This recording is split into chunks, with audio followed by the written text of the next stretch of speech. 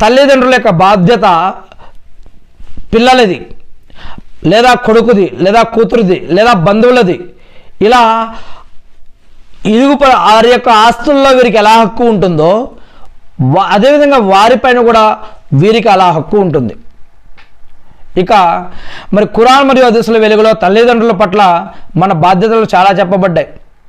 ఖురాన్లో అల్లా ఏం చెప్పాడంటే 17వ సూరా 23వ వాక్యం ఇలా అల్-ఇస్రా, నీ ప్రభువు ఇలా తీర్పు ఇచ్చాడు, ఆయనను తప్ప మరెవరిని ఆరాధించకండి, ఆయనను తప్ప ఇంకెవరిని ఆరాధించకండి, సృష్టికర్తను మాత్రమే ఆరాధించండి, మరియు మీ యొక్క తల్లిదండ్రులతో సత్ప్రవర్తన మంచి ప్రవర్తనతో మెలగండి.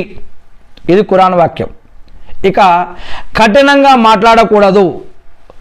వారు వృద్ధాప్యంలో ఉన్నప్పుడు, ముసలివారైనప్పుడు వారి పట్ల విసుగు చెందకూడదు, కనీసం అని కూడా అనకూడదు. మరియు వినయంగా ఉండాలి. వారి ముందు వినయంతో అణిగి ఒదిగి ఉండాలి. వారి ముందు వారితో మాట్లాడేటప్పుడు గొంతు పెంచి పెద్ద స్వరంతో మాట్లాడకూడదు. ఇవన్నీ కూడా ఖురాన్ వాక్యాలు సూరా లుక్మాన్లో ఉన్నాయి.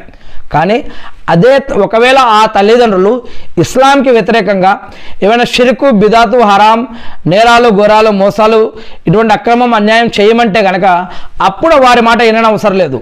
కానీ మీరు ఏదైతే వారికి ఇవ్వాలో, తిండి, బట్ట, ఆహారము, రక్షణ, గౌరవము ఏదైతే ఇవ్వాలో వాటిలో మాత్రం లోటు చేయకూడదు. సాధ్యమైనంత వరకు మీరు వారికి సేవలు చేస్తూనే ఉండాలి. కానీ వారు ఏమైనా చెడు కార్యాలు చేయమంటే మాత్రం, షిర్కు చేయమంటే మాత్రం వినకూడదు.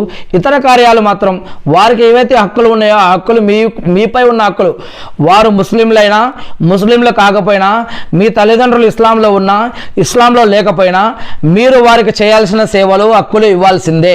అల్లాహు అక్బర్. ఇది ఖురాన్ మరియు హదీసులో చెప్పబడ్డటువంటి వాక్యాలు. ఇక తల్లిదండ్రుల యొక్క స్థానం గురించి కూడా చెప్పడం జరిగింది.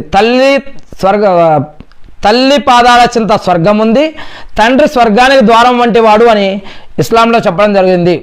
అంటే ఒక వ్యక్తి ప్రవక్త ముహమ్మద్ సల్లల్లాహు అలైహి వసల్లం గారి దగ్గరికి వచ్చి నేను స్వర్గం పొందాలంటే ఏం చేయాలి అని అంటే 3 సార్లు మీ తల్లికి సేవ చెయ్యి, మీ తల్లి పాదాల వద్ద స్వర్గం ఉందని, అదేవిధంగా ఒకసారి మీ తండ్రి యొక్క సేవ చెయ్యి, మీ తండ్రి యొక్క సంతోషంలో అల్లాహ్ సంతోషం ఉంది, మీ యొక్క తండ్రి యొక్క అసంతృప్తిలో అల్లాహ్ అసంతృప్తి ఉంది అని. నీ పట్ల నీ తండ్రి అసంతృప్తి చెందకూడదు, ఆయన నీ పట్ల తృప్తి కలిగి ఉండాలి అన్నా, నీ తల్లి నీ పట్ల తృప్తి కలగాలి ఉన్నా నీవు వారికి సేవ చేయి, వారిని ఆదుకో, వారిని రక్షించు, వారిని గౌరవించు, వారికి సహాయం చేయి. తిండి, బట్ట